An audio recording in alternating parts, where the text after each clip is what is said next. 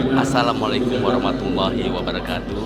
Hari ini hari Ahad, tanggal 2 Juni 2024. Kami berada di Masjid Raya Baitul Hijah Provinsi Bengkulu. Seperti mana biasanya Ahad pada sholat subuh diadakan ceramah agama. Pada kesempatan ini petugas ceramahnya adalah Profesor Haji Supardi Mursalin.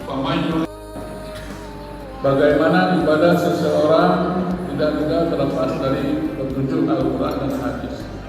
Bagaimana dalam pelaksanaan munakahat, jinayah dan lain-lain juga berdasarkan Al-Quran dan Hadis. Ini dominasi wahyu. Kita ketahui bahwa Allah Subhanahu wa Ta'ala itu esa, maka dasarnya adalah Qul huwallahu ahad dan seterusnya. Kita tidak bisa menyatakan misalnya Allah itu berbilang karena Tuhan, maka itu dibantah oleh Al-Quran sendiri yang menegaskan kembali bahwa Allah adalah Al-Ahad. Dan ini misalnya dalam akhir bahwa ada aturan-aturan tertentu untuk menghalalkan hubungan antara dua jenis. Tetapi ketika kita melihat misalnya Asy'ariyah yang menyatakan bahwa akal tidak bisa sampai kepada keyakinan kepada Allah tanpa Allah memberitahu, karena itu diperlukan wahyu. Nah ini nanti kualitas wahyu. Jadi kita di Indonesia menganut aliran teologinya, akidahnya adalah Asy'ariyah.